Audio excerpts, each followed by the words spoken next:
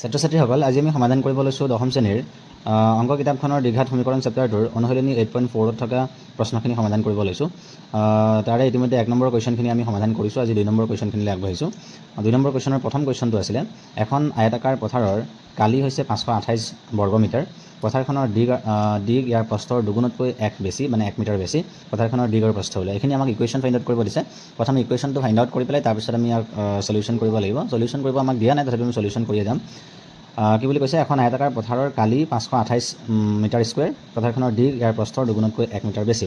তো আমি ইয়াত প্ৰথমে আমাক যিহেতু পথাৰখনৰ দিগ ইয়াৰ প্ৰস্থৰ দুগুণতকৈ 1 মিটাৰ বেছি বুলি কৈছে, তেতিয়াহ'লে আমি প্ৰস্থটো জানিলেহে আমি দিগটো উলিয়াব পাৰিম। তো আমি ধৰোঁ পথাৰখনৰ প্ৰস্থ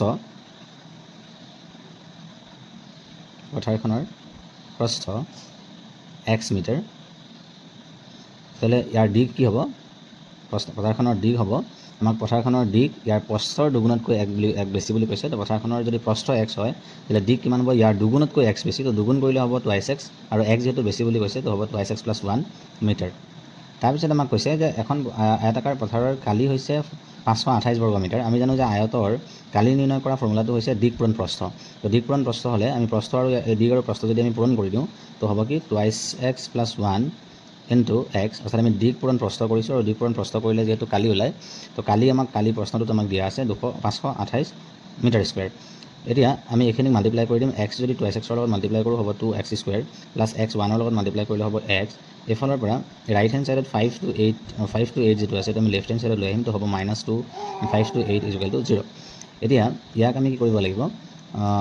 আমাৰ কেইবাটাও পদ্ধতি আছে। সেই পদ্ধতিত এটা উৎপাদক বিশ্লেষণ আছে, দ্বিঘাত সূত্ৰ আছে, আৰু বৰ্গ সম্পূৰক পদ্ধতি আছে। তো যিহেতু আমি সেই পদ্ধতিকেইটালৈ আমি পৰৱৰ্তী চেপ্টাৰবিলাকত পঢ়িবলৈ পাম।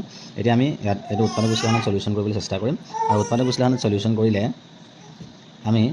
আমি জানো যে মধ্যপদ বিভাজন কৰিব লাগে, আৰু মধ্যপদ বিভাজন কৰিব লগা হ'লে আমি a আৰু c ভেলুটো মাল্টিপ্লাই কৰি ল'ব লাগে। অৰ্থাৎ এৰ ভেলু হৈছে আমাৰ 2 আৰু c ভেলুটো হৈছে 5 to 8, আৰু 2 লগত যদি 5 to 8 মাল্টিপ্লাই কৰি দিওঁ, তো হৈ যাব 1056। এই 1056ক আমি ফেক্টৰাইজ কৰি দিম, আৰু ফেক্টৰাইজ কৰিলে 2 10ত যাব 5 টাইম, 2 5ত যাব 2 টাইম, ৰিমেইন 1 2 8। এগেইন 2 দি দিলে 2 2 জাৰ 4, ৰিমেইন 1 2 6 জাৰ 12, ৰিমেইন 8 2 4 জাৰ। এগেইন আমি 2 দিলোঁ, 2 1 জাৰ 3 জাৰ 2 জাৰ। এগেইন 2 দিলোঁ, 2 6 জাৰ 12, ৰিমেইন 1 2 6 জাৰ 12। এগেইন 2 দিলোঁ 33, নেক্সট আমি 33 3 দিলোঁ 11। এইখিনি ফেক্টৰ যেতিয়া আমি পালোঁ, ইয়াৰ প্ৰডাক্ট যিখিনি পালোঁ, সেই প্ৰডাক্টখিনিৰ পৰা আমি ইয়াত দেখিছোঁ মধ্যপদ বিভাজন মানে হৈছে ইয়াৰ যোগ বা বিয়োগত 1 মিলাব লাগিব, আৰু কৰণত মিলাব লাগিব 1056। তো আমি ইয়াৰ পৰা এই বস্তুটো কেলকুলেট কৰিবলৈ চেষ্টা কৰিম। ইয়াৰ পৰা যদি আমি এইখিনি লওঁ 33, আৰু ইয়াত 2 গুণ 4 4 গুণ 8 8 গুণ 16 16 গুণ 32, আমি এইখিনি ল'ব পাৰোঁ। ইয়াত 32, অৰ্থাৎ 33ৰ পৰা যদি আমি 32 মাইনাছ কৰি দিওঁ 2x স্কুৱেৰ, প্লাছ ইয়াত যিটো 33 আছে 33 মাইনাছ এইফালে 32 আছে, আমি 32 মাইনাছ কৰি দিম। মাইনাছ কৰি দিয়াৰ পিছত আমাৰ 33 মাইনাছ 32 কিমান হ'ব? 1 হ'ব, y(x) হ'ব। আৰু 33 আৰু 32 যদি আমি মাল্টিপ্লাই কৰি দিওঁ, তেতিয়াহ'লে আমাৰ 1056 পাই যাম। তাৰপিছত আমাক মাইনাছ কিমান আছে? 5 to 8 = 0। দিছ ইমপ্লাইজ টু এইখিনি এতিয়া মাল্টিপ্লাই কৰি দিম 2x স্কুৱেৰ, প্লাছ এই এক্সটো ইয়াৰ লগত মাল্টিপ্লাই কৰি দিম, হৈ যাব 33x। এক্সটো 32ৰ লগত মাল্টিপ্লাই কৰি দিম, হৈ যাব -32x, -5 to 8 = 0। নেক্সট আমি এই দুটাৰ পৰা এটা ৰাশি কমন লৈ ল'ম। আমি দেখিছোঁ যে 2x স্কুৱেৰ আৰু 33xৰ মাজত অনলি কমন আহিব x। তো x কমন লৈ ল'লে ইয়াত থাকিব 2x স্কুৱেৰৰ পৰা যিহেতু x ৰাখি দিছোঁ, তো 2x থাকিব, প্লাছ এইফালে 33 আছে আৰু x আছিলে, তো যিহেতু x ৰাখি দিয়া হৈছে, তো থাকিব 33। এগেইন আমি এই দুটাৰ পৰা কমন ল'বলৈ চেষ্টা কৰিম। এই দুটাৰ পৰা আমি কমন ল'ম 16। ইয়াৰ পৰা যদি আমি 16 কমন লওঁ, তো 32ৰ পৰা 16 কমন ৰাখি দিয়াৰ পিছত ইয়াত থাকি যাব তোমাৰ 2x, মাইনাছ এই মাইনাছটো ইয়াক ফ'ল' কৰি দিলে প্লাছ হৈ যাব।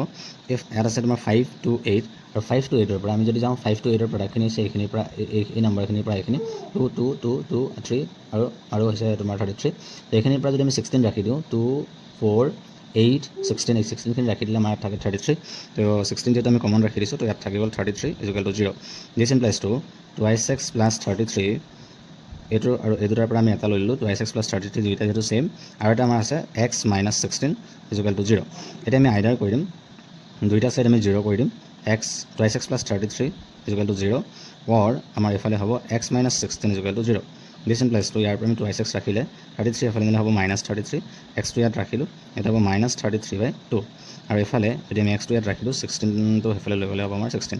যিহেতু আমি ঋণাত্মক মান গ্ৰহণ নকৰোঁ, ঋণাত্মক মান গ্ৰহণযোগ্য নহয়, আৰু ঋণাত্মক মান যদি আমি ইয়াত এইটো যদি একচেপ্ট নকৰোঁ তেতিয়াহ'লে এক্সৰ ভেলু হৈ যাব আমাৰ 16, আৰু যদি এক্সৰ ভেলুটো 16 হয় তেতিয়াহ'লে আমি ওপৰত ধৰি লোৱা যে আয়তাকাৰ বাগিচাখনৰ যিটো প্ৰস্থ আমি ধৰি লৈছিলোঁ x মিটাৰ, তেতিয়াহ'লে আমি পাই যাম যে বাগিচাখনৰ বা পথাৰখনৰ প্ৰস্থ আমি পাই যাম, প্ৰস্থ হৈ যাব 16 মিটাৰ। আৰু প্ৰস্থ যদি 16 মিটাৰ হয়, আমাক দিশ কৈছিলে যে দিশ হ'ব প্ৰস্থটোৰ দুগুণতকৈ 1 বেছি। তো যদি প্ৰস্থ 16 হয় তেতিয়াহ'লে দিশ হ'ব ইয়াৰ দুগুণতকৈ 1 বেছি। তো দুগুণ হ'লে হৈ যাব 2x + 1, আমি ইয়াত যিটো কৰি লৈছিলোঁ। তো 2 × xৰ ভেলু 16 + 1 = 2 × 16 হৈ যাব 32 + 1 = 33 মিটাৰ। তো এইটোৱে আছিলে আমাৰ অংকটো। তো পথাৰখনৰ দিশ যদি 16 মিটাৰ ওলায়, পথাৰখনৰ দিশ যদি আমাৰ 16 মিটাৰ ওলায়, প্ৰস্থ যদি আমাৰ 16 মিটাৰ ওলায়, তেতিয়াহ'লে দিশ হ'ব ইয়াৰ দুগুণতকৈ 1 মিটাৰ বেছি। দুগুণতকৈ 1 মিটাৰ বেছি হ'লে 2x + 1। তো 16 দুগুণ কৰিলে আমি পাম 32, আৰু লগত যিহেতু 1 বেছি বুলি কৈছে, তো আমাৰ সেইটো হ'ব 33 মিটাৰ। তো প্ৰস্থ হৈছে 16 মিটাৰ আৰু দিশ হৈছে আমাৰ 33 মিটাৰ। এইটোৱে আছিলে আজিৰ অংকটো। Thank U.